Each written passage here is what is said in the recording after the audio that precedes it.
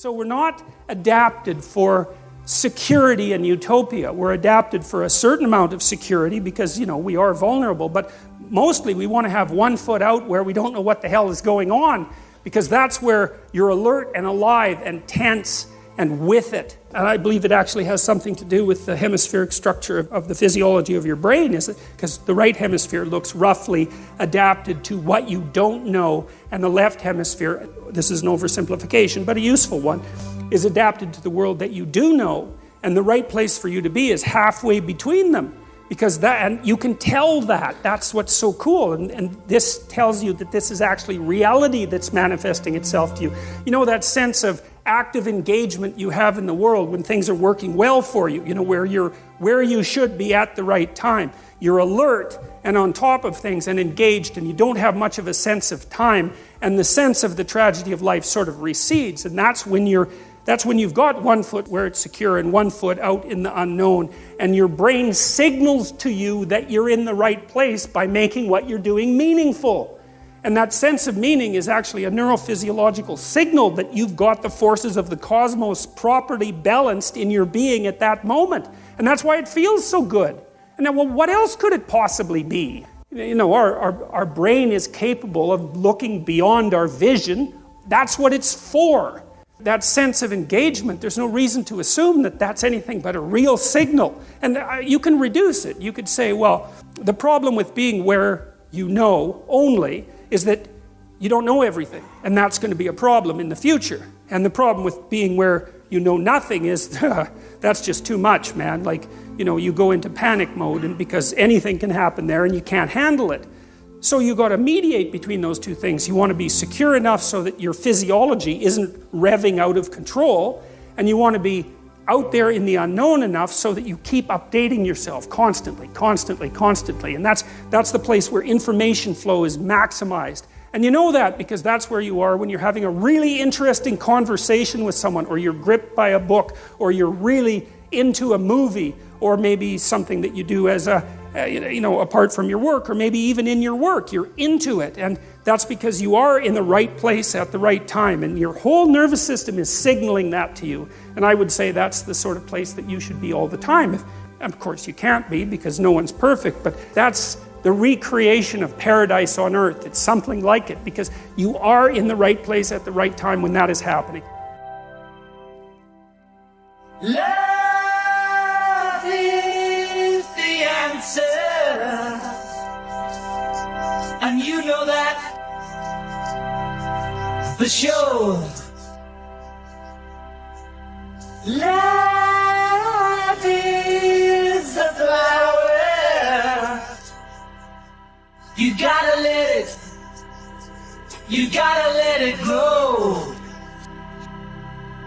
Yes is the answer, and you know that for sure. Yes is surrender, you gotta let it go. 'Cause it's a long way to go, a hard road to hoe. Yes, it's a long way to go, but in the meantime, before you cross the street, take my hand. Life is what happens to you while you're busy making other plans.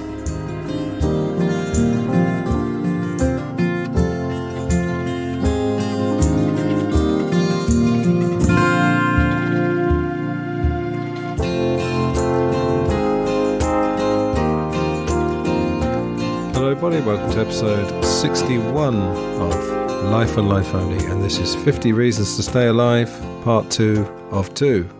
Of course, I will direct you back to part 1 if you haven't heard it. I'm not going to re-explain everything, what we're doing here, except to say that the title refers to my upcoming 50th birthday, which is today if you're listening to this on the day of release. And Reasons to Stay Alive is a book by Matt Haig that I read from in part 1. I'm going to be reading from here. The clips you just heard there, that was the fairly unmistakable voice of Jordan Peterson, with quite an interesting idea. We always hear about, you need to go out of your comfort zone. And some people say, stay within your limits. He is saying you should do a little bit of both. Spend some time in your comfort zone, some time out of it. And also what he was talking about there about when you're immersed in something, you need to recognize that feeling when everything just seems right. And make a note of when you feel like that and what causes it. After that, you heard some John Lennon isolated vocals with some binaural accompaniment. The songs were Mind Games and Beautiful Boy. If you're not a Lennon aficionado, I do have a podcast called Glass Onion on John Lennon, just in case you didn't know. Those two songs might have sounded like the same one, but Mind Games was from 1973, Beautiful Boy was from 1980. John Lennon gets a lot of credit for that last line you heard there. Life is what happens to you while you're busy making other plans. I think it was when we were doing a series about Orson Welles for Film Gold. For some reason, I can't remember why, but we were talking about that lyric from John Lennon, and that I think it actually came from the Reader's Digest, of all places. You would expect to find it perhaps in self-help books nowadays. It's one of those lines. But fair enough, he appropriated it to a song, so even if it's not his line, he still gets some credit for that. There's so many clips I could have chosen. There's so many places I could have taken this particular episode. I think this is quite an important one. It's really the essence of Life and Life Only, which is talk about life. And here we're really talking about happiness and, as the book says, reasons to stay alive, what makes life worth living. We dealt with all the negative stuff in Matt Haig's book about his breakdown, his anxiety, his depression, and now we're on the way up, literally, because the next section of the book is called Rising. I've got a lot of reading to do here. It's not just this book. I've got a couple of other bits to read, and I'm very confident you'll get a lot out of this episode. There might be some repetition here and there because the things that seem to make life worth living, the reasons to stay alive, often do boil down to similar things, even for different people, but there's still plenty of detail along the way. Just before I start reading from Matt Haig's book again, I thought I'd start with something that's become quite a popular talking point, if that's the word. You will see a lot of lists online, top 5, top 10 regrets of the dying. People who know they've only got a little bit of time left and they look back and they say, I wish I'd done this or I'd done that. I'm just going to move quite briskly through these. So these are the top 10 regrets of the dying. This is from a website called powerofpositivity.com. I'm sure there's lots of other lists. In fact, I know there are because when I was looking for this, I found various lists. As children, we don't really think much about the end of our lives, nor do we worry about having regrets later in life. Instead, we think mostly about what our parents will cook us for dinner, or what friends we'll play with tomorrow, or which show we'll watch on TV later. We don't think about death very often, simply because we think we have time. As we grow older, the thought of death may enter our minds, but we still don't take it seriously, because we have plenty of years left here, right? So we live our lives on the basis of denial. And that's something we'll come to a bit later on when we talk about death. We deny our inevitable fate and gamble with the idea that we have plenty of time to live our dreams. We all live with the hopes of seeing tomorrow, but we've only really got today. So, common regrets. Number 1, I wish I lived for myself more. According to Bronnie Ware, a palliative nurse from Australia, many of her dying patients listed this as their biggest regret. And she actually wrote a best-selling novel called The Top 5 Regrets of the Dying. In the book, she said many of her patients had not honoured even half of the dreams they wanted to fulfil, and this caused them to have major regrets before the end of their lives. They wanted so badly to knock other things off their bucket list. You don't know the idea of the bucket list, it's all the things that you want to do before you die. But they had to die knowing they still had dreams. Don't die with your dreams still in your heart. Don't die knowing that you lived for someone else's dreams and stuffed yours under the rug. Live life the way you want now, and don't wait for anyone's permission. Of course, any advice or anything like this is contextual. These are just guidelines. What I'm going to be offering you in this episode is just ideas, and you, I guess, choose the ones that fit best to your life. Number 2, I wish I didn't work so hard. So in a money economy, unless you're born into so much money that you don't have to work, or you're the member of a royal family, for example. You need to work, but here it says, in the end, you won't remember how much money you made or how far you got in your career. You'll remember the people you made connections with and how they impacted your life. You'll think about the memories you made and all the laughs you had with those you loved. We have to work to survive, but don't work so much that you forget to build relationships and a life outside your job. Number 3, I wish I didn't hold back my feelings. The dying patients regretted holding back their feelings. They wanted to keep the peace and not rock the boat, so they settled for repressing their feelings. However, this leads to a limited and very resentful existence. You will come to resent those you keep feelings from because you obviously have an issue with them but choose not to voice it. Speak your truth even if your voice shakes. Even if you lose friends or a relationship, say how you feel. You may lose someone, but no person on this earth is worth holding back your feelings for. This will only haunt you in the end. Number 4, I wish I stayed in touch. I suppose if they're looking back, you could say, I wish I had stayed in touch. That's the English teacher in me. People at the end of their lives also regretted losing touch with friends. They missed their companionship and wished they had put more effort into keeping in touch. We may take our friends for granted now, but remember they won't always be around. And they mentioned that things like social media are there, so it's very easy to keep in touch with people now. It's not the same, of course, sending a message on Facebook, for example, or even a Skype call is not the same as, well, Skype doesn't exist, sorry, metaphorical Skype call. It's not the same as face-to-face contact, but it is still contact. Your friends probably miss you too and would love to hear from you sometime. Friends help us get through life and stick with us through the ups and downs. Life may take you in different directions, but it doesn't have to alienate you from them. Pick up the phone and chat with them for a bit. You'll never regret reaching out. Number 5, I wish I was happier. This one, of course, is a little bit different because how do you define happiness? I did a whole series based on the book Happy by Derren Brown, who you will be hearing from later. This one's more difficult, perhaps, because the other ones, they're practical steps. Phone your friends, keep in touch with friends. Anyway, they say, we like to think that outside forces control our emotions, but the key to emotional control lies within us. We don't choose what happens to us, but we can choose how we react to it. Life goes by so fast, so why spend it finding every little thing to complain about? Being happy costs nothing, keeps you healthier, makes life more fulfilling, attracts more positive relationships, and so on. So perhaps I would modify this a little bit by saying, they're really talking about a positive attitude, because I don't think you can say, I'm going to be happy. You can say, I'm going to try and be happy. One thing that you'll find in a lot of self-development books about happiness is gratitude. And there are even gratitude journals you can buy now.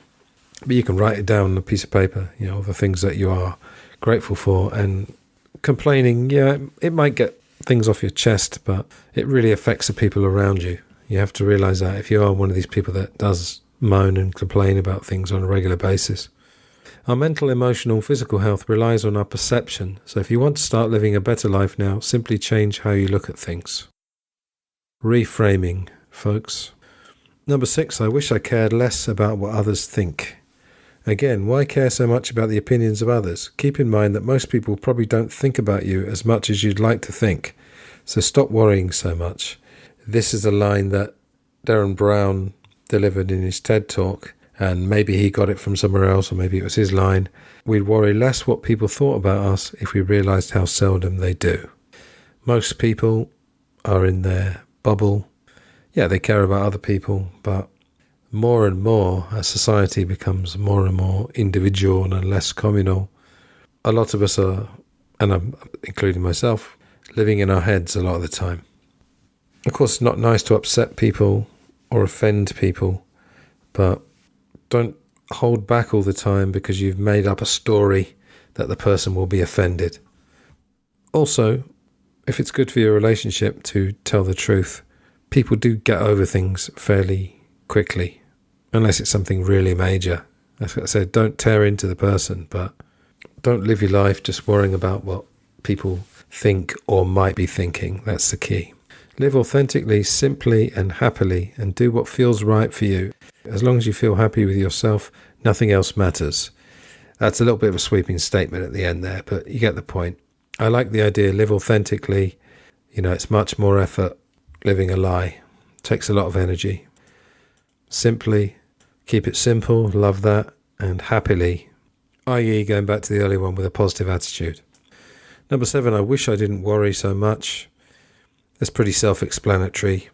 In Matt Haig's book, one of the parts I read in part 1, he's talking about this anxiety thing was just completely enveloping. It enveloped him.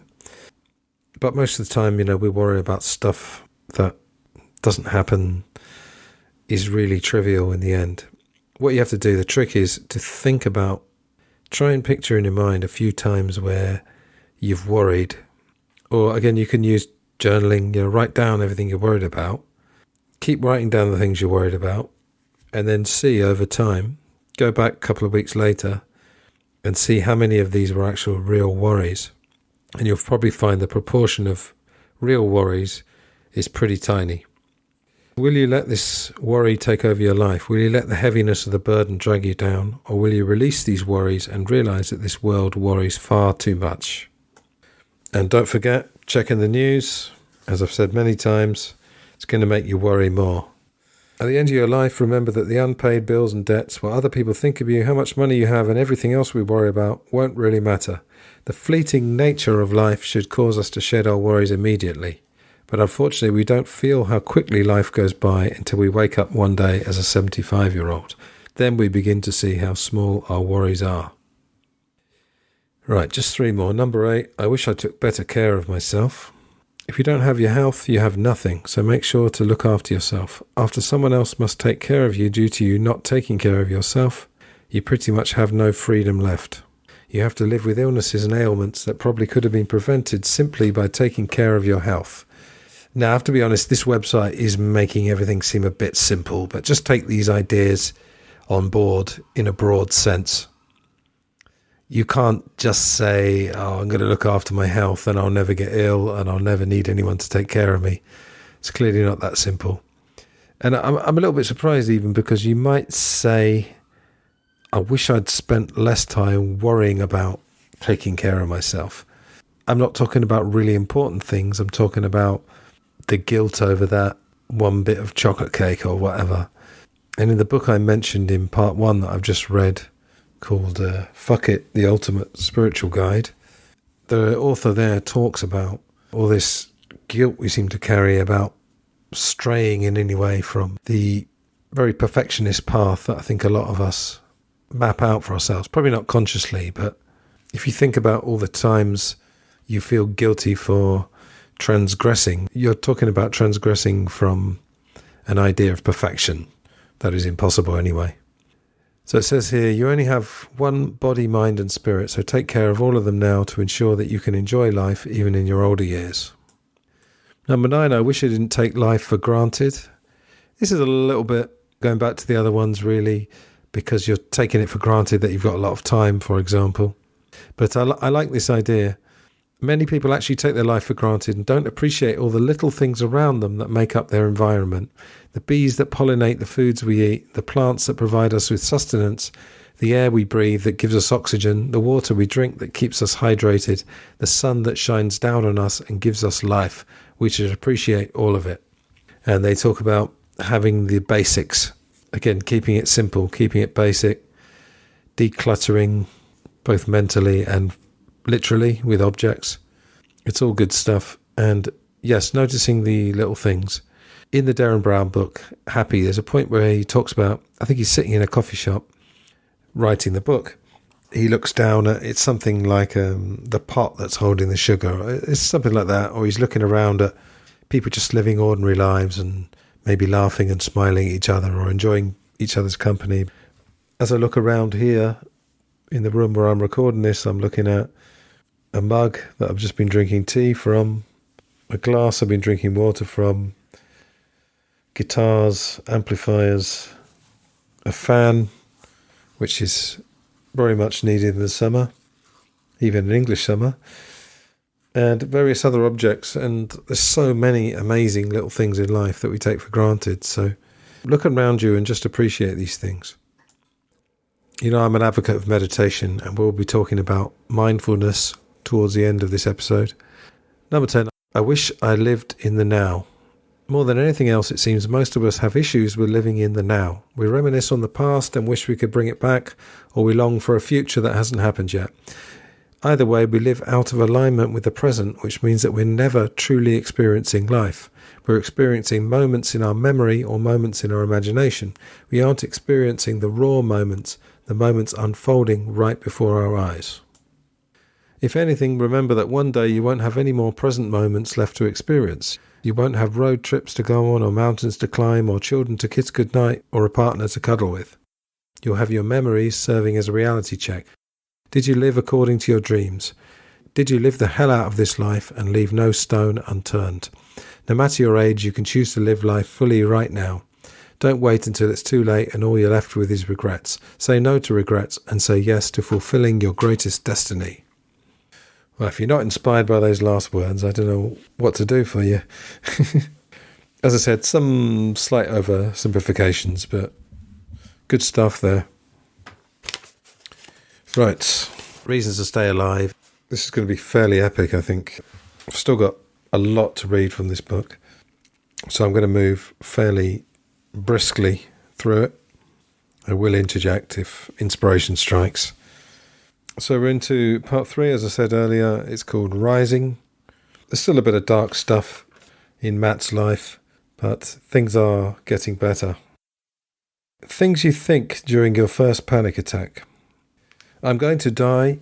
I'm going to go so mad there'll be no coming back. This won't end. Everything is going to get worse.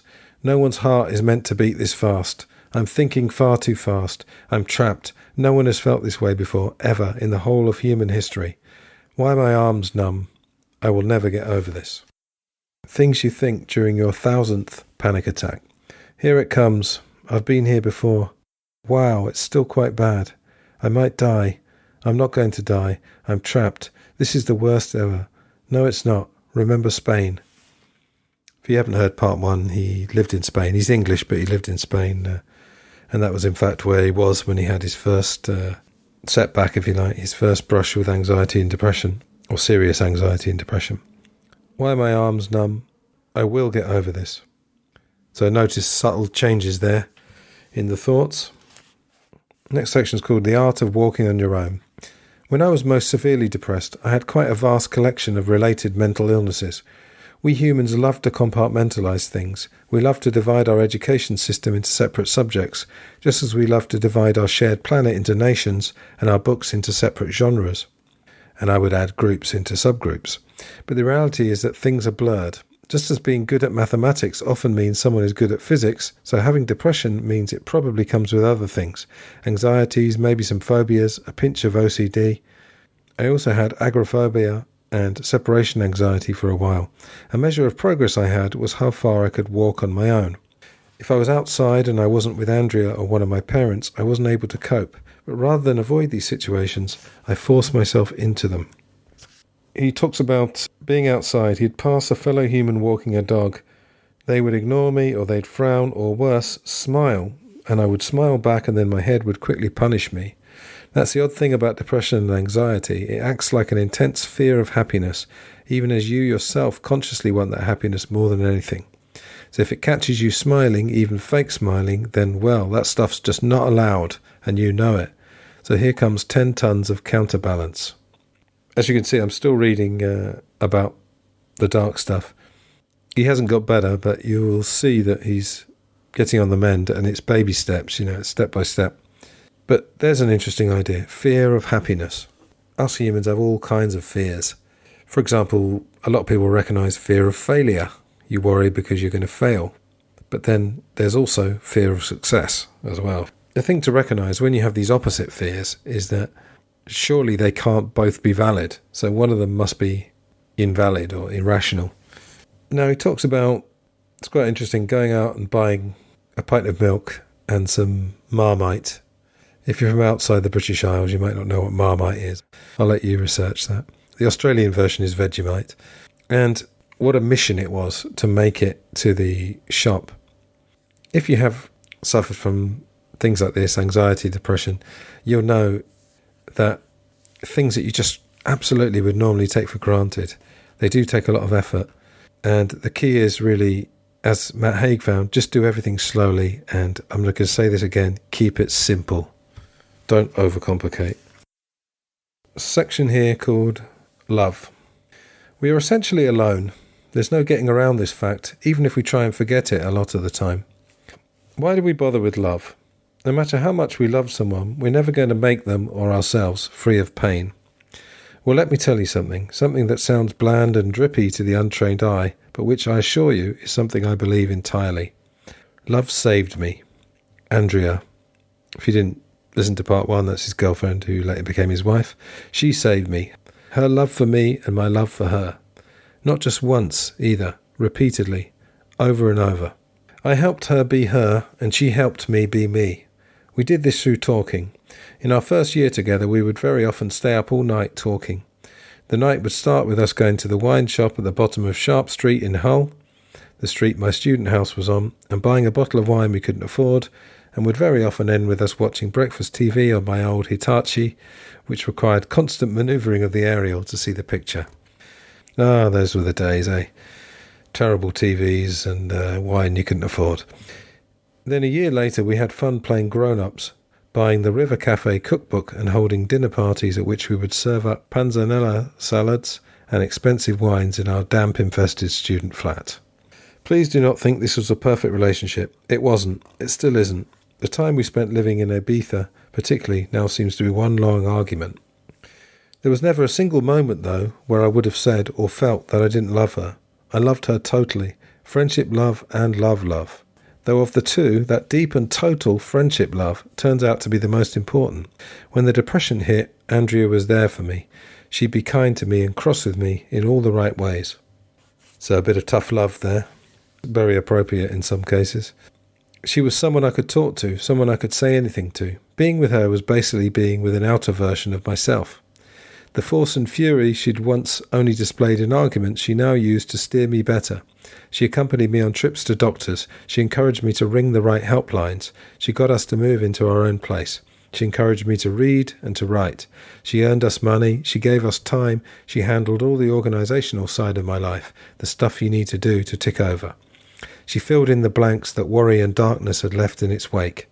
She was my mind double, my life sitter, my literal other half when half of me had gone. She covered for me, waiting patiently like a war wife during my absence from myself. That's a great tribute, isn't it, to his partner there. Interesting, we said being with her is basically like being with an outer version of myself. So they do say opposites attract, but I think if you can do scientific studies about this, when I studied psychology at college, there was a lot of stuff about interpersonal psychology, and they found that most of the relationships that do survive and thrive are people who are fairly similar, but obviously different enough to make it interesting. Otherwise, you're with a mirror image of yourself. Now, things are on the up here. An inconsequential moment. It came, the moment I was waiting for, sometime in April 2000. It was totally inconsequential. In fact, there's not much to write about. That was the whole point. It was a moment of nothingness, of absent-mindedness, of spending almost 10 seconds awake, but not actively thinking of my depression or anxiety. I was thinking about work, about trying to get an article published in a newspaper. It wasn't a happy thought, but a neutral one. But it was a break in the clouds, a sign that the sun was still there somewhere. It was over not much after it began, but when those clouds came back, there was hope. There would be a time when those painless seconds would become minutes and hours and maybe even days. I remember reading about someone who was coming off heroin. I think it was actually heroin and alcohol. I don't know how you would work those two things into your life together, but this person was withdrawing from those, and the person that was helping them told them, "Do you ever smile?" And they said, "No, I don't have any positive thoughts. I don't smile. I don't laugh." And they showed them a comedy sketch, and this recovering addict laughed or smiled, one of the two, maybe both. And the therapist said, "That's progress." It's so important mentally that you feel like you're going in the right direction. As I said in part 1, so many of these things become cliches and people write them off just because they've been said a lot, but you do need to be moving in the right direction. That's a huge thing, and mentally as well. So Matt had a moment there, and it wasn't a big deal, but at the same time it was a big deal. Now, in part 1 there was a chapter I read about things that people say to people who are depressed that they wouldn't say if you had a physical illness. So I can't remember exactly what it was. It was something like, oh, tuberculosis. Lots of people get that, or something like that. And it was quite darkly amusing, that chapter. In a similar vein, things that have happened to me that have generated more sympathy than depression. Having tinnitus, scalding my hand on an oven, and having to have my hand in a strange ointment-filled glove for a week. The difference there, because that's something people can see. You say, I've scalded my hand, here's the physical evidence. Depression, okay, it has physical evidence to some extent, but not in the same way. Accidentally setting my leg on fire, losing a job, breaking a toe, being in debt, having a river flood our nice new house, causing £10,000 worth of damage. Now we get to the more ridiculous. Bad Amazon reviews. But then other things, having to be circumcised when I was 11, having a blackboard fall on me, irritable bowel syndrome, being a street away from a terrorist attack, eczema, living in Hull in January. Hull's a city in Yorkshire, north of England, relationship breakups, working in a cabbage packing warehouse, etc. This book follows Matt's story, of course, Matt and Andrea. So they moved to a new flat in Leeds, also in Yorkshire, north of England. And this chapter is called White Space. He's talking about the flat. The thing I liked about it was the light. I liked that the walls were white and that the unnatural laminated floor mimicked the blondest wood, and that the square modern windows made up most of the walls, and that the low-grade sofa the landlord had put in was turquoise. Of course, it was still England, it was still Yorkshire. Light was severely rationed, but this was as good as it got on our budget, or just above our budget, and it was certainly better than the student flat with its burgundy carpets and its brown kitchen. Sunshine, windows with the blinds open, pages with short chapters, and lots of white space and short paragraphs. Light was everything. But so increasingly were books. I read and read and read with an intensity I'd never really known before. I mean, I'd always considered myself to be a person who liked books, but there's a difference between liking books and needing them. I needed books. They weren't a luxury good during that time in my life. They were a Class A addictive substance. I'd have gladly got into serious debt to read. Indeed, I did. I think I read more books in those 6 months than I had done during 5 years of university education, and I'd certainly fallen deeper into the worlds conjured on the page. There is this idea that you either read to escape or you read to find yourself. I don't really see the difference. We find ourselves through the process of escaping. It's not where we are, but where we want to go, and all that. Is there no way out of the mind? Sylvia Plath famously asked. I've been interested in that question ever since I'd come across it as a teenager in a book of quotations. If there is a way out, a way that isn't death itself, then the exit route is through words. But rather than leave the mind entirely, words help us leave a mind and give us the building blocks to build another one, similar but better, nearby to the old one, but with firmer foundations and very often a better view. The object of art is to give life a shape, said Shakespeare. And he carries on with that idea. My life and my mess of a mind needed shape. I had literally lost the plot. There was no linear narrative of me. There was just mess and chaos. So yes, I loved external narratives for the hope they offered. Films, TV dramas, and most of all books. They were, in and of themselves, reasons to stay alive, to quote the book's title. People who listen regularly to my podcast will know that I love reading, and I feel almost the same as him. I pretty much do it every day, sometimes audiobooks instead or podcasts. I've always got a book on the go. It makes you feel centred. If you've never come across the word centred or centering, it's those things where you just feel calm and you feel like things are okay. It often comes with listening to, say, familiar songs, something like that, being around calm people, or animals as well, being around cats. One cliché attached to bookish people is that they are lonely, but for me, books were my way out of feeling lonely. If you're the type of person who thinks too much about stuff, then there's nothing lonelier in the world than being surrounded by a load of people on a different wavelength. In my deepest state of depression, I'd felt stuck. I felt trapped in quicksand. Books were about movement. They were about quests and journeys, beginnings and middles and ends, even if not in that order. They were about new chapters and leaving old ones behind. And because it was only a few months before that I had lost the point of words and stories and even language, I was determined never to feel like that again. Now, Matt and Andrea take a trip to Paris. This is about the day that they arrived, or the night they arrived. When I closed my eyes that night, I couldn't sleep for hours because I kept seeing Paris moving at the speed it had moved by in the taxi. But I calmed. I didn't actually have a proper panic attack at any point during the next 4 days. Just a generalised high anxiety that I felt walking around the left bank and along the Rue de Rivoli and in the restaurant on the roof of the Pompidou Centre. I was starting to find that sometimes simply doing something that I dreaded and surviving was the best kind of therapy, commonly known as walking through the fear. If you start to dread being outside, go outside. If you fear confined spaces, spend some time in a lift. If you have separation anxiety, force yourself to be alone a while. When you're depressed and anxious, your comfort zone tends to shrink from the size of a world to the size of a bed, or right down to nothing at all. Another thing, stimulation, excitement, the kinds found in new places.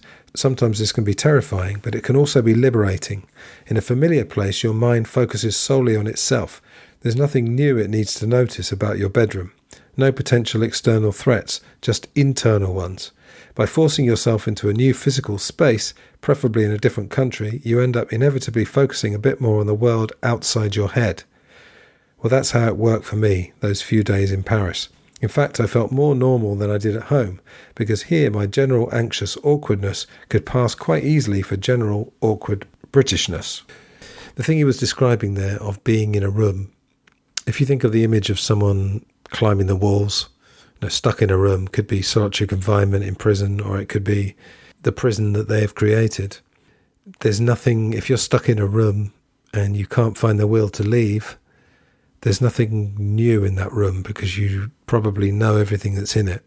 So even if you just go outside, go and walk around the park, just have literally a change of scenery, it's something external to focus on, as he said. Then you're not completely living in your head.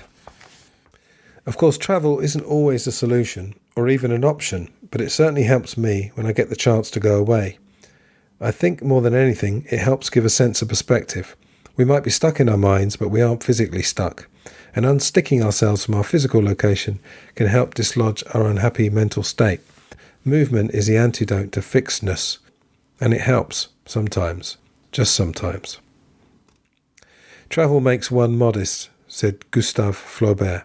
You see what a tiny place you occupy in the world. Such perspective can be strangely liberating, especially when you have an illness that may on the one hand lower self-esteem, but on the other intensifies the trivial. And then they talk about watching the Martin Scorsese film, The Aviator, which was about Howard Hughes. There's a point in it where Katharine Hepburn, played rather brilliantly by Cate Blanchett, turns to Howard, played by Leonardo DiCaprio, and says, "There's too much Howard Hughes in Howard Hughes." It was this intensity of the self that in the film version of his life at least was shown to contribute to the obsessive-compulsive disorder that would eventually imprison Hughes in a hotel room in Las Vegas. Andrea told me after that film that there was too much Matt Haig in Matt Haig. She was kind of joking, but also kind of onto something. So for me, anything that lessens that extreme sense of self, that makes me feel me but at a lower volume, is very welcome. And ever since that Paris trip, travel has been one of those things.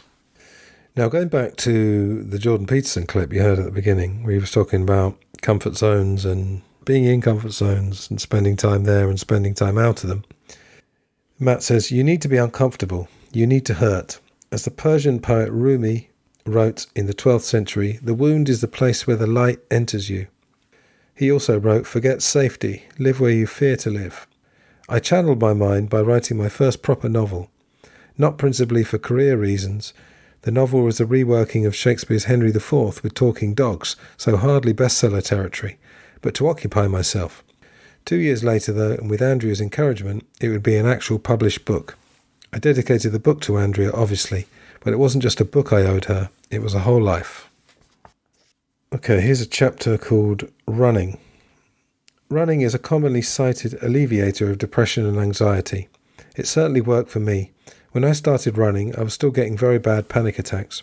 The thing I liked about it was that many of the physical symptoms of panic, the racing heart, the problematic breathing, the sweating, are matched by running. So while I was running, I wouldn't be worried about my racing heart because I had a reason to be racing.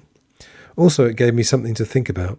I was never exactly the fittest person in the world, so running was quite difficult. It hurt, but that effort and discomfort was a great focuser. And so I convinced myself that through training my body, I was also training my mind. It was a kind of active meditation. It also, of course, gets you fit. And getting fit is pretty much good for anything. When I became ill, I'd been drinking and smoking heavily, but now I was trying to undo that damage. So every day I would go running or do an equivalent type of cardiovascular exercise. I found running to be a way of clearing the fog. I would come back from a run and stretch and have a shower and feel a gentle sense of release, as though depression and anxiety were slowly evaporating from inside me. It was a wonderful feeling. Also, that kind of monotony that running generates, the one soundtracked by heavy breathing and the steady rhythm of feet on pavements, became a kind of metaphor for depression. To go on a run every day is to have a kind of battle with yourself. Just getting out on a cold February morning gives you a sense of achievement. But that voiceless debate you have with yourself, I want to stop, no, keep going, I can't, I can hardly breathe, there's only a mile to go, I just need to lie down, you can't, is the debate of depression, but on a smaller and less serious scale. So for me, each time I forced myself out there in the cold grey damp of a West Yorkshire morning and pushed myself to run for an hour, it gave me a little bit of depression-beating power. I've recently joined a gym because I was playing table tennis. That was my exercise until recently. Now I've joined a gym and it's really working out extremely well. Some of you listening may have heard of the Blind Boy podcast. He's the guy who goes around with a shopping bag on his head. He's a diagnosed autist, and he was talking about in the gym, he walks around with headphones and he loves it because he's around people, but he doesn't have to talk to anyone. And in fact, in the gym, you're considered weird if you do talk to people, even though you're surrounded by them. Yeah, it's quite strange. I don't go around with headphones in the gym, and I do talk to people sometimes, but you can see the appeal. But exercise, yes, I can't really see any downsides of exercising, only if you become completely obsessive and then that becomes your new addiction. But just the act of exercising and getting in shape must be good. I used to run actually as well. I remember it was a flat ground and then there was a hill at the end, which is basically halfway.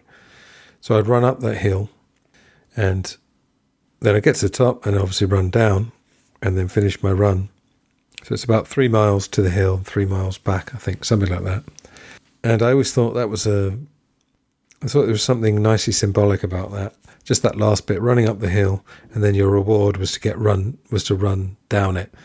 Like either on the other side, but in this case I was running down the same bit of hill. There's no magic thunderbolts, but you have weapons at your disposal, and running is a weapon against depression. He also mentions writing, reading, talking, travelling, yoga, and meditation. Now, there's a reference he makes to a thing called derealization. He says there's lots of symptoms, physical symptoms of mental illness on the NHS website, but they never mention derealization.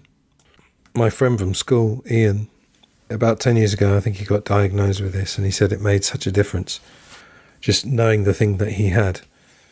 I'm literally just reading from Wikipedia here. The mental disorder in which the person has persistent and recurrent feelings of depersonalization, described as feeling disconnected or detached from one's self. Individuals may report feeling as if they are an outside observer of their own thoughts or body, and often report feeling a loss of control over their thoughts or actions.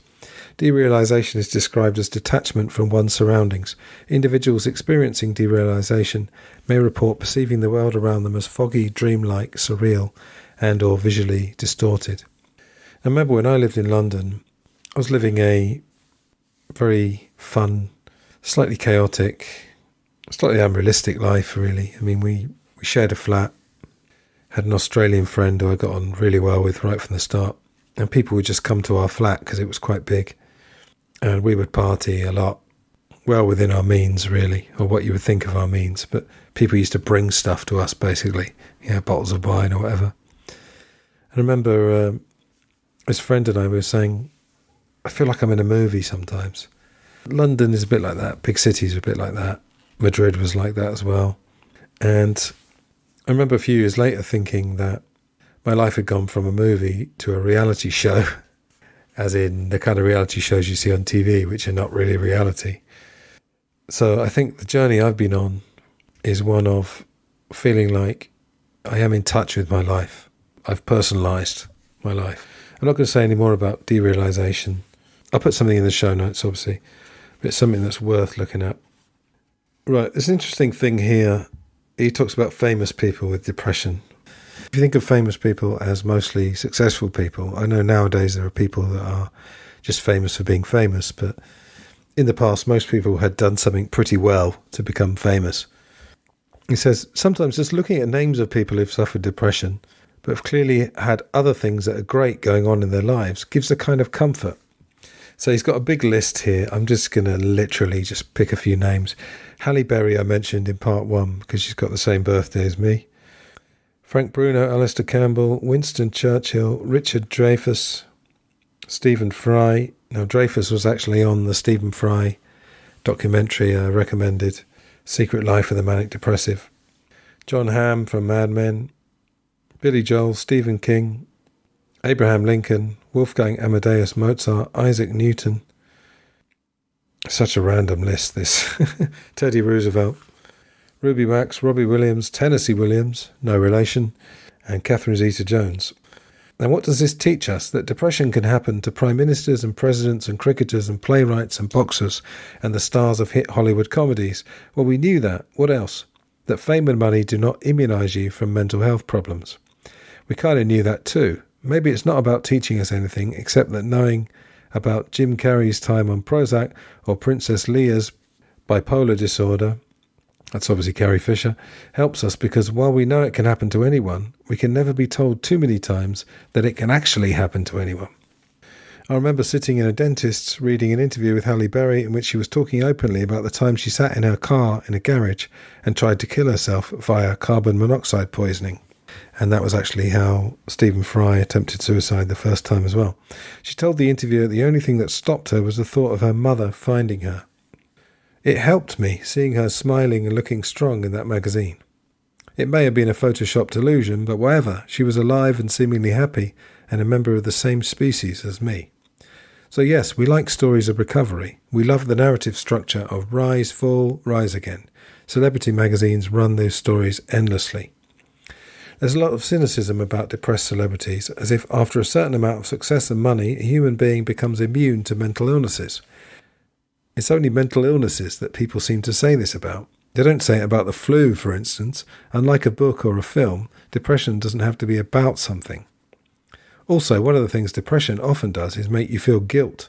Depression says, look at you with your nice life, with your nice boyfriend, girlfriend, husband, wife, kids, dog, sofa, Twitter followers, with your good job, with your lack of physical health problems, with your holiday in Rome to look forward to, with your mortgage nearly paid off, with your non-divorced parents, with your whatever, on and on and on. Actually, depression can be exacerbated by things being all right externally, because the gulf between what you're feeling and what you're expected to feel becomes larger. If you feel the same amount of depression as someone would naturally feel in a prisoner of war camp, but you are not in a prisoner of war camp and are instead in a nice semi-detached house in the free world, and you think, this is everything I ever wanted. Why aren't I happy? I did mention in part 1 the difference between a depression that comes from something terrible happening in your life and one that just seems to come out of the blue when everything seems to be going well. Then it goes on to talking about the link between depression, anxiety and productivity. So you might hear that a lot of apparent geniuses are often depressed. Depressed or mad, or both. Even without the smoking gun of a specific depressive episode inspiring a specific work of genius, it's impossible to ignore the sheer number of greats who have battled depression. Even without focusing on the Plaths and Hemingways and Woolfs who actually killed themselves, the list of known depressives is staggering, and many times there's a link between the illness and the work they produce. A lot of Freud's work was based on his analysis of his own depression and what he believed to be the solution. Cocaine was what worked for him, but then, after dishing it out to other sufferers, he started to realise it could be a tad addictive. Franz Kafka is another member of the Depression Hall of Fame. He suffered from social anxiety and what people now see as a clinical depression all his life. He was also a hypochondriac living in fear of physical and mental change. But being a hypochondriac doesn't mean you won't get ill, and when he was 34, Kafka contracted tuberculosis. Interestingly, all the things that were known to help Kafka's depression, swimming, horse riding, hiking, were physically healthy pursuits. So going back to the running. Surely the claustrophobia and sense of powerlessness in his works, so often interpreted in solely political terms, was also a result of him suffering from an illness that makes you feel claustrophobic. There's other examples here. Could Emily Dickinson have written her poem, I Felt a Funeral in My Brain, without deep mental anguish? Of course, most depressives don't end up being a Lincoln or a Dickinson or a Churchill or a Munch, that's Edvard Munch, or a Freud or a Kafka, etc., etc. But then nor do most people. There's a short chapter, Depression Is, and he talks about some of the negative things. The next chapter, Depression is also smaller than you. Always it's smaller than you, even when it feels vast. It operates within you. You do not operate within it. It may be a dark cloud passing across the sky, but if that is a metaphor, you are the sky. You were there before it, and the cloud can't exist without the sky. But the sky can exist without the cloud. So I guess the point he's making there is that we make depression seem large. We give it more credit than it deserves, you might say. Now in part one we had a thing called a conversation across time. And we're on to part 3 of that. So it's a conversation between then me and now me. It's terrifying. What is? Life, my mind, the weight of it. Shush, stop that. You're just a bit trapped inside a moment. The moment will change. You're making progress. You go to the shop now and you don't have a panic attack. You don't feel that weight on you all the time. I do. No, there was that time last week when you were out in the sunshine walking through the park and you felt a lightness, a moment you weren't really thinking. Actually, yes, that's true. I had another this morning. I was lying in bed just wondering if we had any cereal left. That was it. It was just a normal thing and it lasted over a minute. Just lying there thinking about breakfast. See? So you know things aren't always going to be the same. I mean, things today weren't always the same. But it's still so intense. And it always will be. You will always be quite intense. And the depression might always be there waiting for the next fall.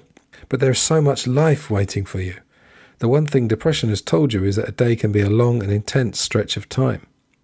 So don't worry about the passing of time. There can be infinity inside a day. I could be bounded in a nutshell and count myself a king of infinite space. Hamlet, impressive. I've forgotten all those lines by now. It's been a long time since university.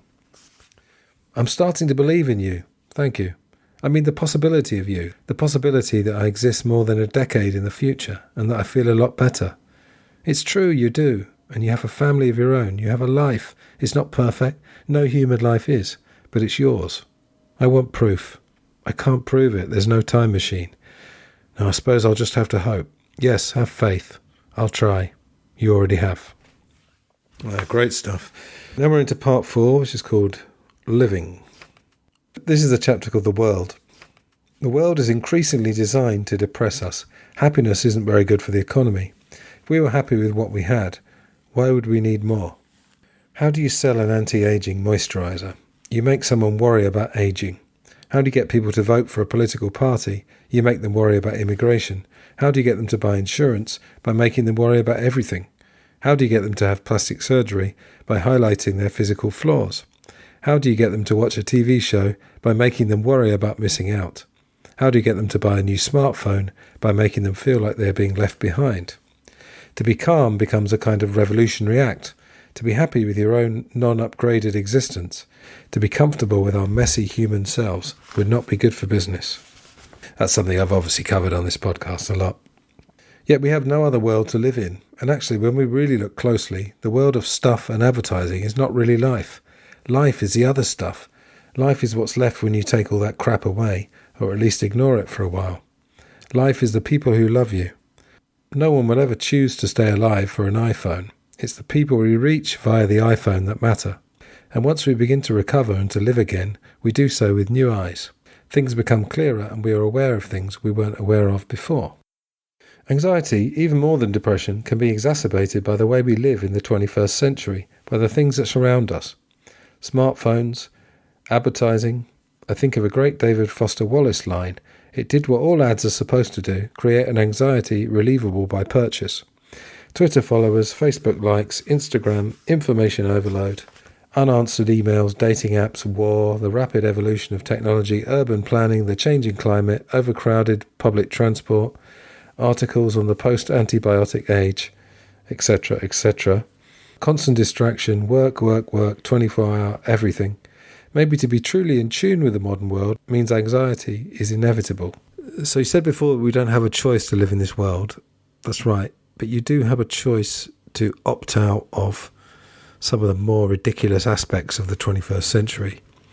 I remember doing an episode way back about a Black Mirror episode of Black Mirror called Nosedive.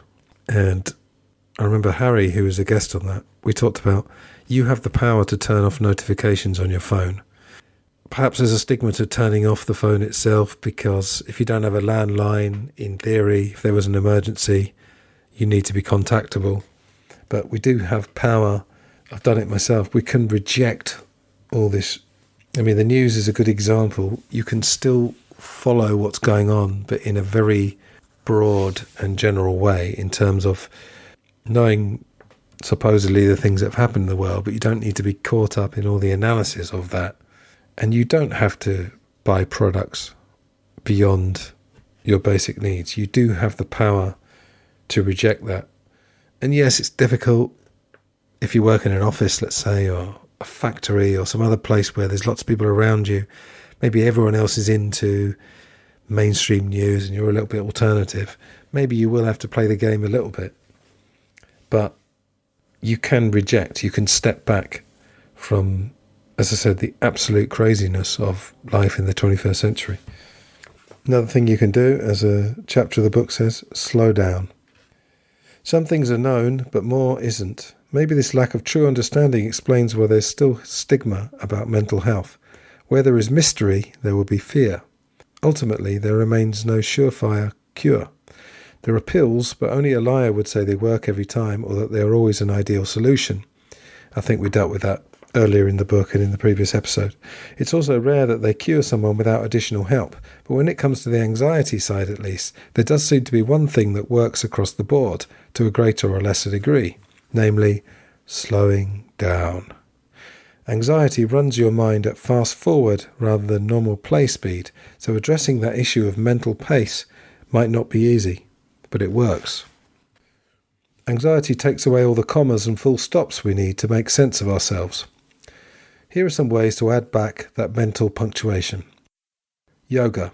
I was a yoga phobe, but I'm now a convert. It's great because unlike other therapies, it treats the mind and the body as part of the same whole. Slow your breathing. Not crazy deep breaths, just gentle. In for 5, out for 5. That's 5 seconds.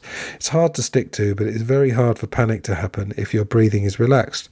So many anxiety symptoms, dizziness, pins and needles, tingling, are directly related to shallow breathing. I've just noticed, by the way, I should be slowing down on my reading, but I've got so much to cover, and we're 1 hour 10. Don't always take my own advice, but slow down, folks. Meditate. You don't have to chant, just sit down for 5 minutes and try and think of a single calming thing. A boat moored in a glittering sea, the face of someone you love, or just focus on your breathing. Accept. Don't fight things, feel them. Tension is about opposition. Relaxation is about letting go. Live in the present.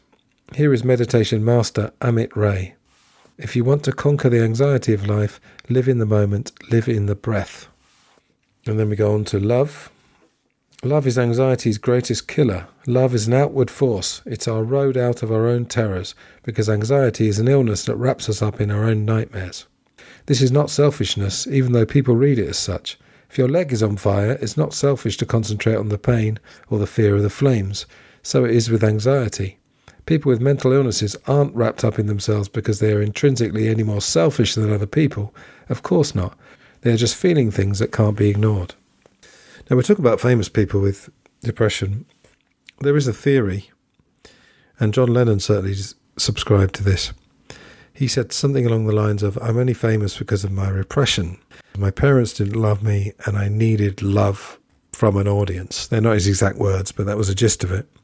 And you do have to wonder, I mean, you get this with a lot of famous people. If you read books about them or listen to podcasts or watch documentaries, you'll often find that the love of an audience is used as a substitute for parental love or love from humans in general, humans in your life directly. The audience is this huge mass of people that if you're a good performer, you can manipulate. I don't mean that in a negative way, but you've kind of got them in the palm of your hand if you're a good performer, and you can get that love quite easily. Peaks and troughs. Whenever I panicked, I wished for a real danger. If you're having a panic attack for a reason, then it's not really a panic attack, but a logical response to a fearful situation. Likewise, whenever I felt that downward shift towards that heavy and infinite sadness, I wished it had an external cause. But as time grew on, I knew something I hadn't known earlier. I knew that down wasn't the only direction. If you hung in there, if you stuck it out, then things got better. They get better, and then they get worse, and then they get better. Peaks and troughs. Peaks and troughs. I recently had a very stressed period related to just working a lot and putting pressure on myself, as some of you will know, to read a certain amount of books and watch a certain amount of documentaries or whatever it is. I was having one of those feelings, and what I always find, and I know this because I do journal a lot, keep a diary, the sticking point is that I can't quite see a time when it's going to change. But you've got to believe that it's going to change. So if you're in a trough, there will be a natural peak. You can't rely on it to get you out of all the whatever scrape you're in, whatever difficulty you're dealing with. But it's absolutely true, peaks and troughs or peaks and valleys. I'm going to read a selection of these. So Matt says, I asked some people online who have experience of depression, anxiety or suicidal thoughts, what keeps you going? These were their reasons to stay alive. Friends, family, acceptance, sharing, knowing the black dog will leave eventually. Black dog is a nickname for depression. Realising it was okay to be ill and that there were no quick fixes. The hole you'd leave is bigger than the pain you suffer by being. There are moments and days when the fog lifts. Those times are glorious. I'm comforted by maintaining habits. It allows me a little control. The uncertain future. It may cause anxiety, but it's also like a book that is really hard to predict. Trust others. And trust, as I said, that things will change as well. Trust is so important. I like when you get flippant answers here. Bacon rolls. Fresh air. The uncompromising love of a good dog. Yes, I would have mentioned that actually, animals. I'm more of a cat guy than a dog guy, but I love both of them, to be fair. And honestly, I've said before, being around a cat, if it's a nice cat, obviously, just sit stroking a cat and just watch it, because they're so fascinating. Dogs, you might say, are a little bit more predictable than cats, but yeah, it depends still. But a dog has got this wonderful look on its face, again, if it's a nice dog. If it's your dog and you've built a relationship with it, it's just got this wonderful, uncomplicated, it's like a childlike quality, really, isn't it? So being around cats and dogs, I say, and children as well. There's a reference here, this is still on Reasons to Stay Alive, sunsets, and that particularly unspecific musical genre with access to your spine. Possibilities, overcoming the next challenge. Everything passes, joy follows pain, warmth melts the ice. The dogs always need walking in the morning. Love is the best reason to stay alive. Some days it's as simple as blue skies and sunshine, or the cuteness and reward, there we go, from my pet chinchilla. It's pets again. Don't always know why I kept moving, but it never for long felt like an option not to. Grim determination. Right, we're going to take a little break from the book now. I decided with this Reasons to Stay Alive, I modified the question, what makes life worth living? And I solicited some contributions from friends, family, students of mine, to tell me what they thought made life worth living. I gave people the option of giving their names, but I was quite interested for people to give their age or age group. It's quite fascinating to see whether the same things are important at various stages of your life. You might well find they are, in fact. Anyway, let's have a listen to some of these. My answer to the question, what makes life worth living, is not knowing what amazing things are still going to happen in my life. Being in my early 50s and hoping to live to 100 in good health, I've still basically got a whole other life to live.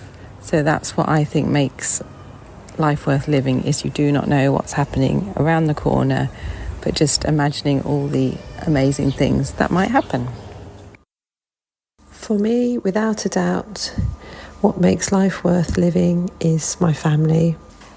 That would be my boys, my parents and my brother and sister. I need regular communication with them, ideally in person when I can, and it can be something simple like just going for a coffee and having a nice chat and putting the world to rights. The other thing, if I'm allowed to, would be travel. I have a deep sense of wanderlust and want to be doing and seeing all the time. I'd be happy to discover other places in my own country or abroad. Hi, my name's Olivia. I'm 27 years old and I live in the UK. And I'd say what makes life worth living is trying to find a small moment of joy in each day, whether that be time spent with a loved one, reading a great book, or watching a film that you really enjoy. Having a joyful moment to look back on can inspire or motivate you to go forward into tomorrow. Hi, Ant. This is my audio clip for your podcast. What makes life worth living? For me, it's the things that I'm passionate about. So family and friends, sports and work. All three of those things in their own ways, for me, is what makes life enjoyable. I love spending time with my friends and family. You can't beat that time. It's the most valuable time. And then I love all my sports, and there's a whole mixture of sports which gets me outside, keeps me active, makes me feel healthy. And then work. I enjoy going to work. Obviously, work's important to earn a living, so you got to make sure that it's something that you enjoy. So, yeah, for me, those are my top three things. In terms of age and area, I'm 25 and I'm Essex, south of England, London. I'm 38 and I'm originally from a Bangladeshi family. A lot of bad things have happened to me growing up, all the way into my teens, into my 20s. And you just kind of learn to accept it and desensitise yourself to it. It's not about cancelling. I've had extensive counselling over the years, and it made me realise that I actually died inside a long time ago. And I'm just walking the plains of this earth like a zombie, like the dead. I'm not sure what I'm doing here anymore. I feel immortal because I can't die. I feel invincible because nothing can hurt me. I feel immune because I feel no pain. But what I did realise from a very young age is that I have the power to take away other people's pain. And the best way to cheer yourself up is to cheer someone else up. I have made a life, a career out of healing people. I'm strongly empathetic, maybe because of the things that have happened to me. And I'm able to take that pain, even a part of it, just a burden. And that's what keeps me going, is knowing that maybe when I do eventually go, that I would have done some good in this world. Hi Antony, it's Stephen, aged 58, from Sevenoaks in Kent. And for me, there's nothing better on a summer's day than hopping on my bike and riding along some sleepy country lanes to arrive at the top of a long, gradual descent and then letting go, gliding along carefree, taking in the beautiful rural landscape and feeling the breeze on my skin. Invigorating and a total reset of the mind. Hi Antony, these are the only things I can think of that make my life worth living. But obviously there's my wife and my children. But other than that, it's basically just these things. So first of all, it's that moment when you wake up early in the morning and you realise you've still got a couple of hours before you actually have to get up, and you turn over your pillow and you put your face on the side that's now all cool and fresh because it's been the other way round, So you put your face on the cool and fresh side and then just drift back to sleep. When you take a piece of paper and you screw it into a ball and then you throw it at the bin and it goes straight in first time. The smell of a French supermarket when you're on holiday. Lying down on a carpet with good headphones on, really getting into some music that you love. A train journey and you have 2 seats to yourself and a new episode of your favourite podcast to enjoy and a cup of coffee, which is actually good. The sound of a ride cymbal being played by a really good jazz drummer who can do all of those different time signatures. And that's it, actually. That's what keeps me going each day. In all seriousness, there are plenty of other things too, but that's all I can think of at the moment. Hi, I'm 47 years old. I'm from Spain. From my perspective, and according to my experience, don't think about problems, because normally the ideas that comes to our mind are worse than the reality. So think about to take advantage of every minute of your life. Focus on the things that you really love.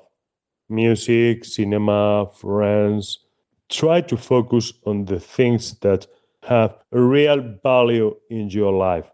Of course, you have to work, but try to enjoy every day in GF, because really, if you think about it, it's an adventure and it's our responsibility to take advantage of this adventure. Thank you so much. Warm regards. Bye-bye.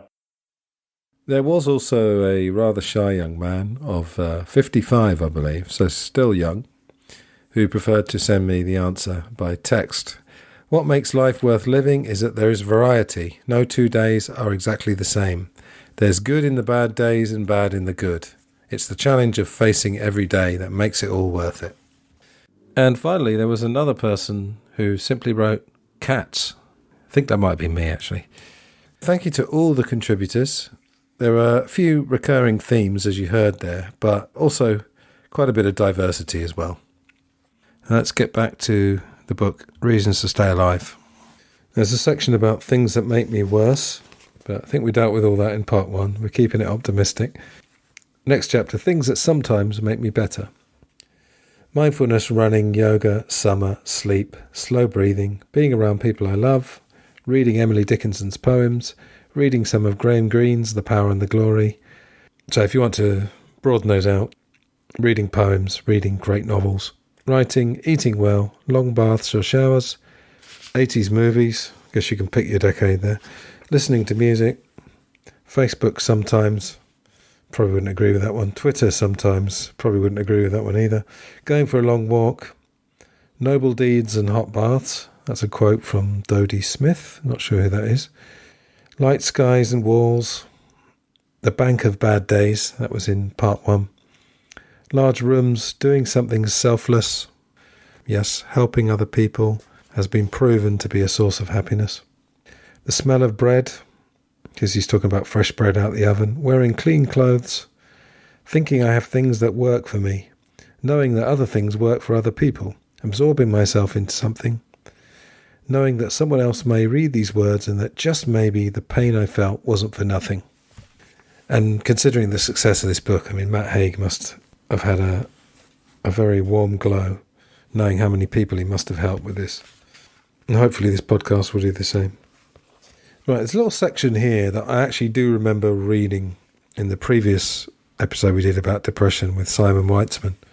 In praise of thin skins. I have a thin skin. I think this is part and parcel of depression and anxiety, or to be precise, being a person quite likely to get depression and anxiety. I also think that I will never fully get over my breakdown 14 years ago. If the stone falls hard enough, the ripples last a lifetime. I've gone from never feeling happy to feeling happy, or at least somewhere in the ballpark, most of the time. So I'm lucky, but I have blips. I don't fight it. I accept things more. This is who I am. And besides, fighting is actually making it worse. The trick is to befriend depression and anxiety. To be thankful for them, because then you can deal with them a whole lot better. And the way I've befriended them is by thanking them for my thin skin. Sure, without a thin skin I would never have known those terrible days of nothingness, those days of either panic or intense bone-scorching lethargy. the days of self-hate or drowning under invisible waves. I sometimes felt in my self-pity too fragile for a world of speed and right angles and noise. But would I go along to a magical mind spa and ask for a skin-thickening treatment? Probably not. You need to feel life's terror to feel its wonder. And Matt was in a clip at the beginning of episode 60 talking about that when you do go down to the depths, it just makes you appreciate. Sorry, again, it's a cliche, or it sounds like a cliche, but it's true. If you had a life with no suffering at all, there would be a certain emptiness about it, and you wouldn't be able to cope when you did suffer either. Interesting there about befriending depression and anxiety. I'm not sure if I would personally use that word, but I know exactly what he means. Maybe embracing would be a better word. I don't know. Embracing the reality that it's there, while also not giving it too much credit.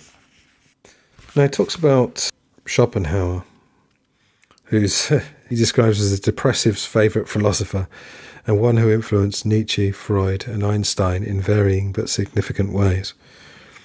Schopenhauer's philosophy was that life was a pursuit of futile purposes. We blow out a soap bubble as long and as large as possible, although with a perfect certainty that it will burst. In this view, happiness is impossible because of all these goals. So he's talking about goals as a source of misery. So what was Schopenhauer's answer? Well, if wanting things was the problem, the answer had to be in giving things up. In his language, the cause of suffering is intensity of will. Schopenhauer believed that by seeing the bigger picture, by viewing humanity as a whole and its suffering as a whole, a person would turn away from life and deny their instincts. In other words, the Schopenhauer plan involves no sex, very little money, fasting and a fair bit of self-torture. Now he segues to talk about Buddhism. The best answers, the answers that have been written and recorded for thousands of years, always seem to revolve around acceptance.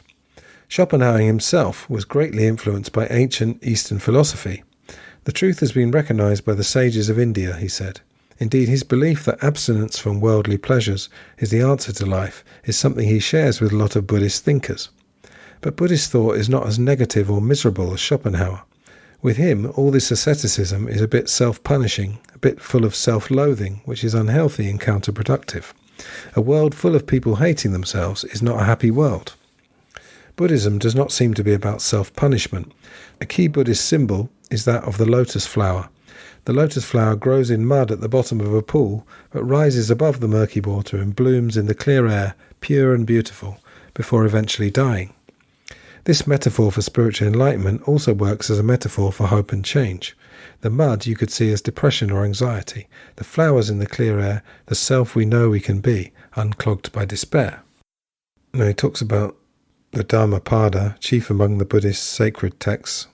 Reads like an early self-help book. No one saves us but ourselves. No one can and no one may. In Buddhism, salvation is something that is not external. To be happy and at peace, Buddhism says, we have to be vigilant, aware of ourselves, mindful. As rain breaks through an ill-thatched house, passion in the sense of suffering will break through an unreflecting mind. In a world with far more shiny distractions than the world of Himalayan India way over 2,000 years ago, our metaphorical mental houses may be harder to thatch than ever before.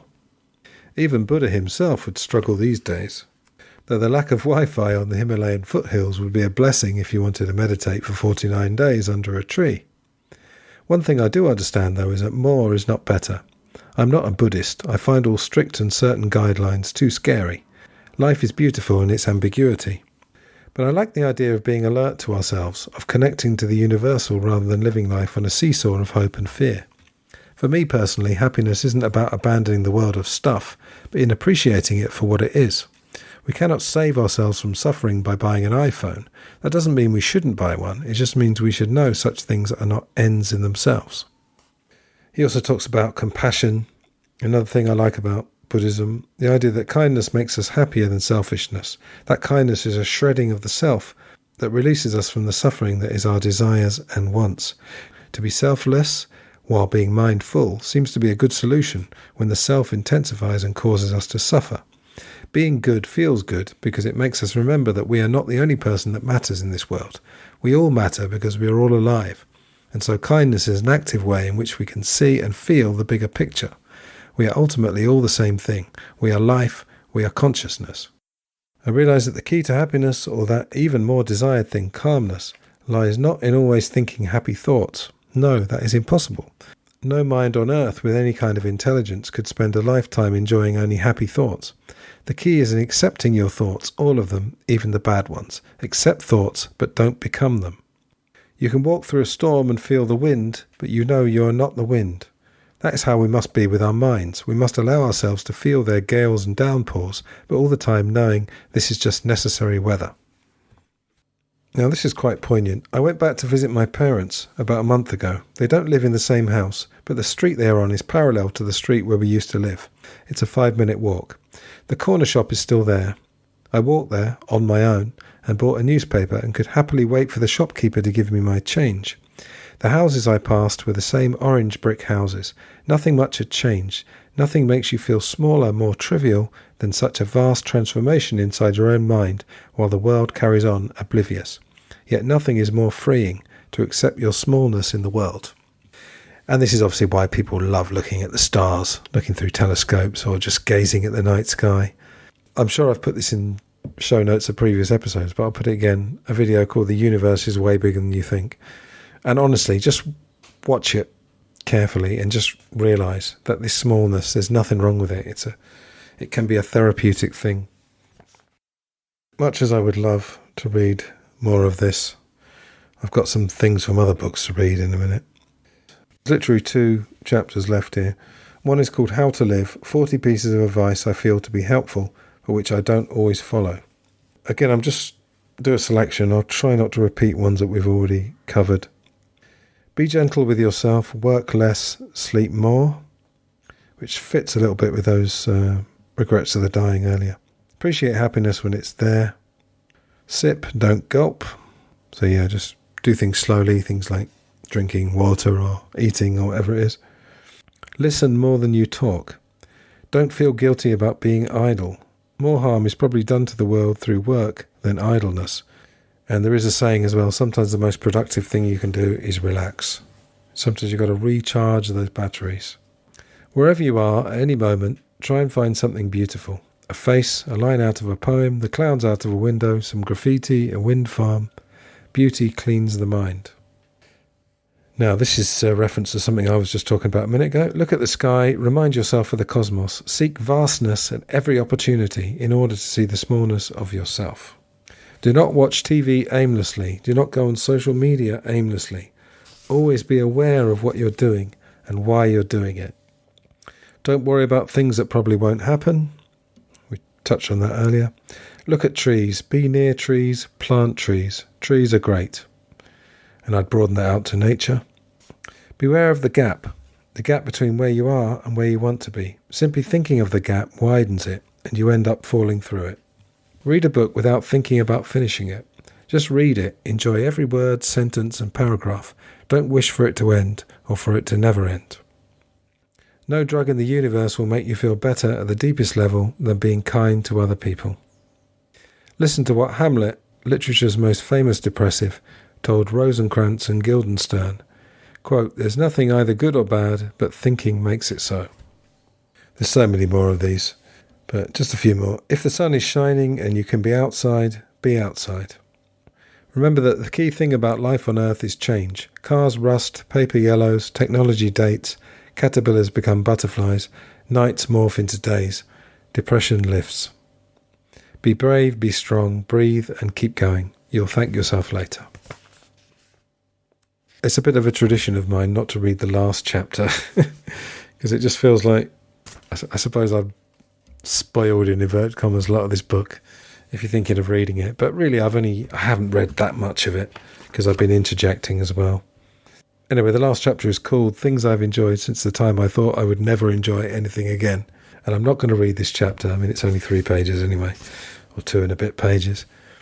But just the title alone is making a point.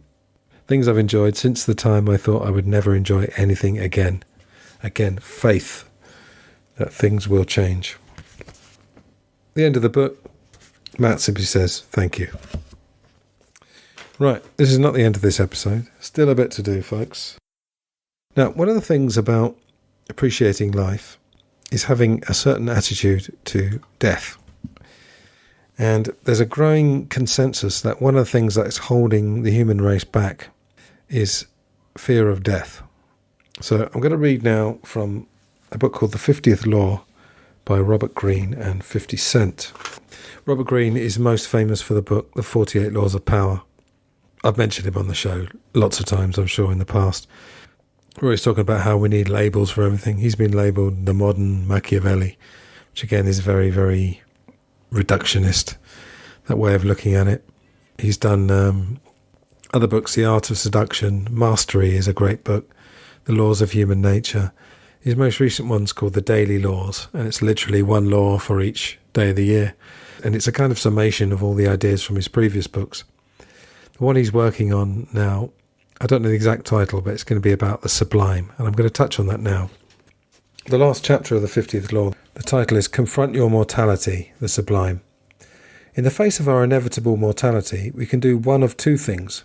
We can attempt to avoid the thought at all costs, clinging to the illusion that we have all the time in the world, or we can confront this reality, accept and even embrace it, converting our consciousness of death into something positive and active. In adopting such a fearless philosophy, we gain a sense of proportion, becoming able to separate what is petty from what is truly important. Knowing our days to be numbered, we have a sense of urgency and mission. We can appreciate life all the more for its impermanence. If we can overcome the fear of death, then there is nothing left to fear. The book is about fearlessness, a lot of it. And there's a section in each chapter about the fearless approach to whatever the chapter is about. And he's talking about different ways to deal with mortality. There is a fearless way to deal with mortality. From the moment we are born, we carry inside ourselves our death. It's not some outside event that ends our days, but something within us. We have only so many days to live. This amount of time is something unique to us. It is ours alone, our only true possession. If we run away from this reality by avoiding the thought of death, we are really running away from ourselves. We are denying the one thing that cannot be denied. We are living a lie. The fearless approach requires that you accept the fact that you have only so much time to live, and that life itself inevitably involves levels of pain and separation. By embracing this, you embrace life itself and accept everything about it. Depending on a belief in an afterlife or drowning yourself in the moment to avoid pain is to despise reality, which is to despise life itself. When you choose to affirm life by confronting your mortality, everything changes. What matters to you now is to live your days well, as fully as possible.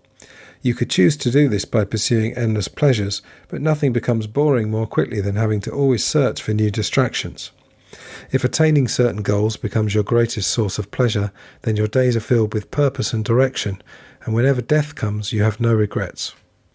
You do not fall into nihilistic thinking about the futility of it all, because that is a supreme waste of the brief time you have been given.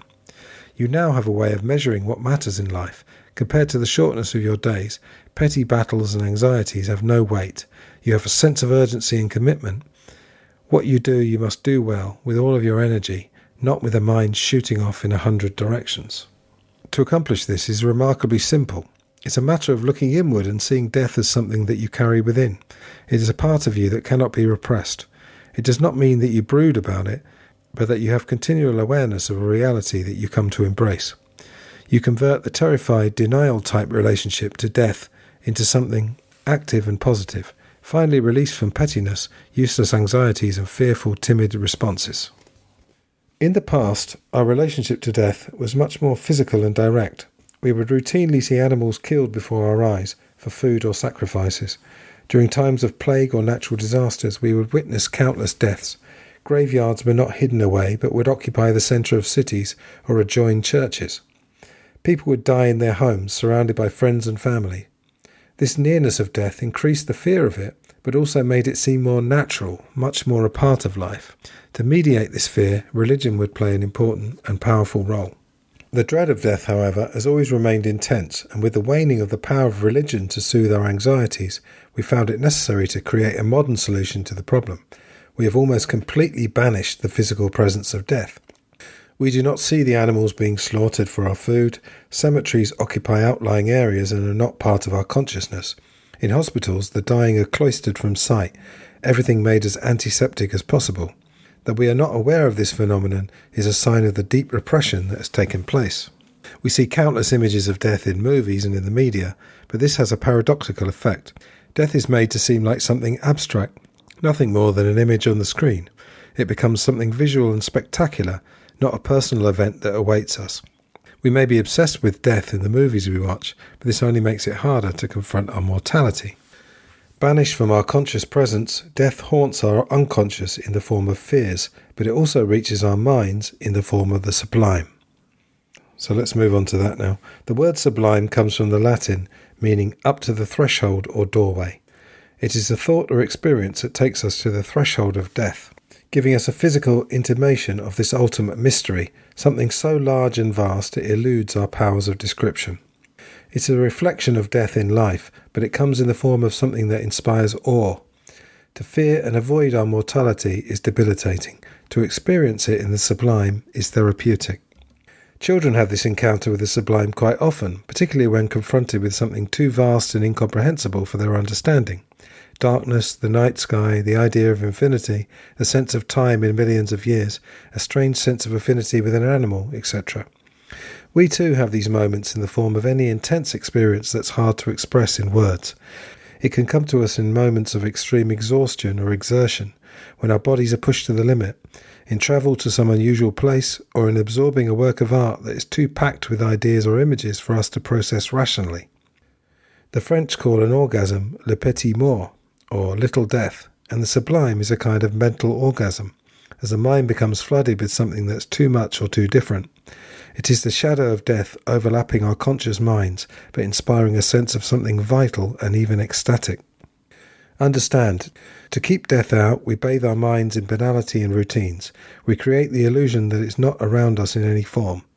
This gives us a momentary peace, but we lose all sense of connection to something larger, to life itself.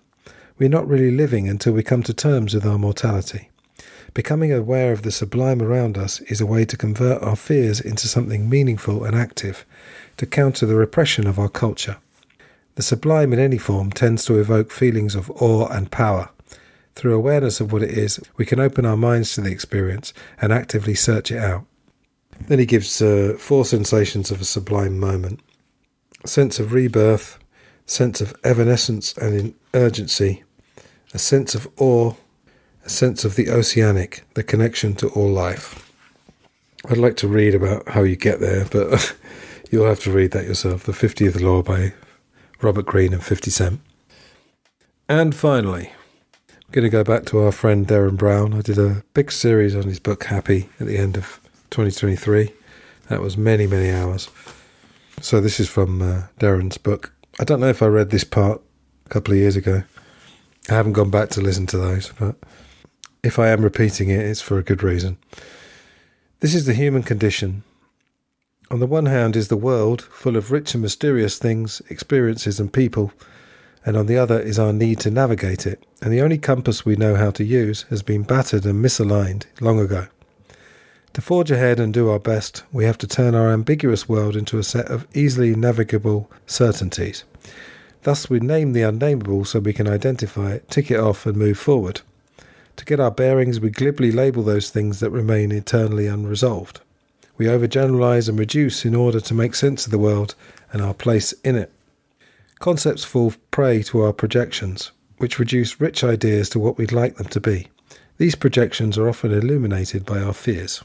Happiness is one of those concepts. It has already been diminished by a society that tells us we are owed happiness and can achieve it simply by believing in ourselves and assembling fancy goods along the way. But it's also reduced every time we see the word happiness, because it's not a thing like a chair or a table that can be labelled so easily. Instead, happiness shows itself to be a kind of activity, something that happens through our fluctuating relationship to life, others, fortune, and ourselves. Prior to Plato, we saw the world as a state of flux.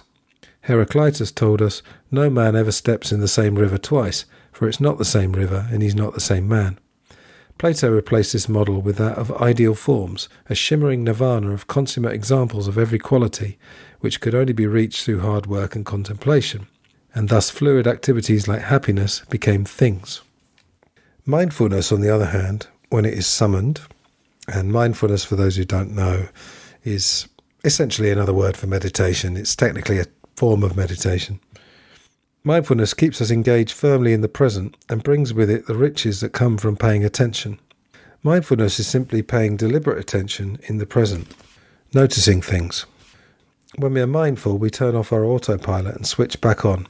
Suddenly the world blooms before us. In matters of health, for example, rather than simply saying we suffer from an illness or condition, we might pay attention to how and when it flares up and notice that some of the time it isn't much of a problem at all.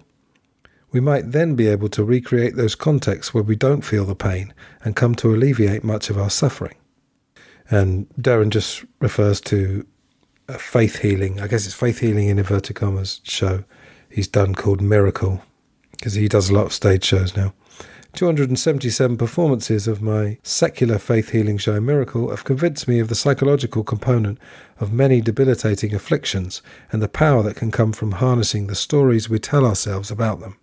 Mindfulness challenges the stories we tell ourselves by having us pay attention to the larger picture, which is only accessible in the here and now. Paying attention to the present moment is our most effective means of undoing the harmful and perpetuating narratives by which we live, by challenging them with the counter-evidence we notice around us. Now, since these 2 episodes are related to my birthday, I'm only turning 50, it's not as if I'm old. 50 is the new 40, 35, something like that. I do want to just read a bit that Darren says about old age. In old age, mindfulness can increase health by saving us from a diminishing sense of authorship of our stories. In a 1976 experiment, a number of elderly residents in a nursing home were given houseplants to look after and water. They were also encouraged to make decisions for themselves, such as where to receive visitors and when movie night might occur on their floor.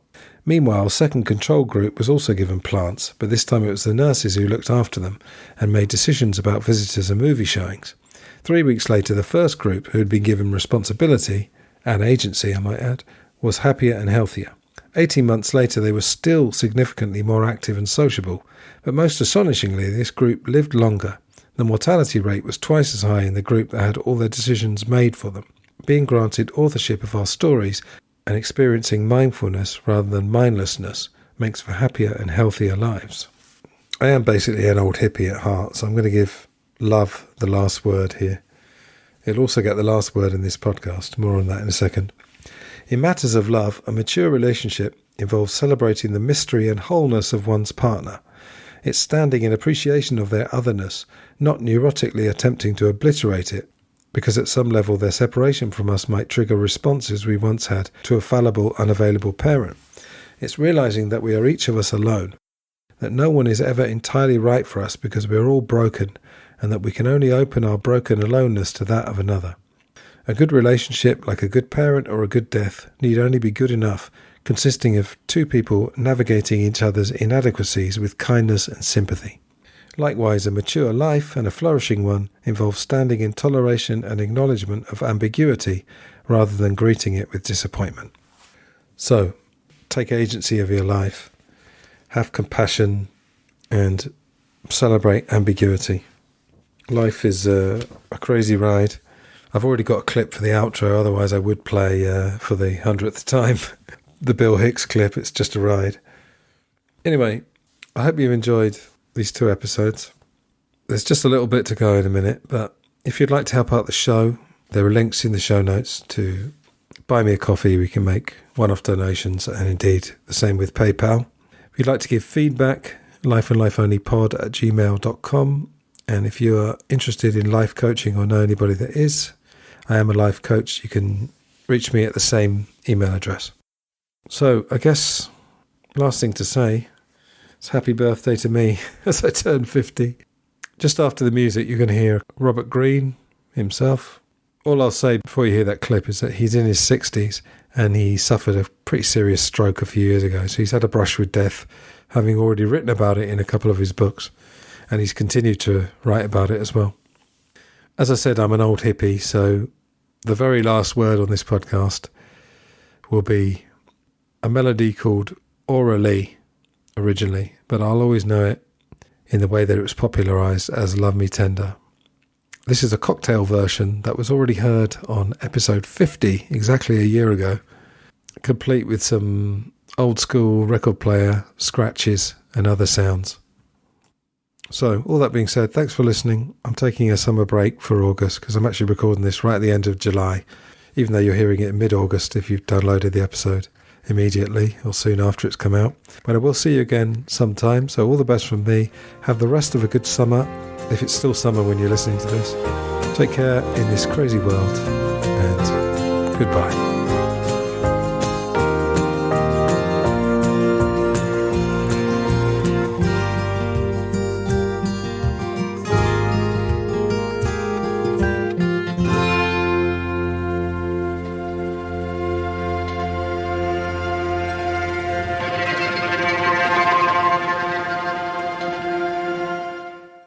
The process of handling aging is learning to accept something that's inevitable, that you can't obviously change, and that in accepting it, it loses its power to bother you and disturb you, and you sort of see that aging is fine. You kind of go along with it.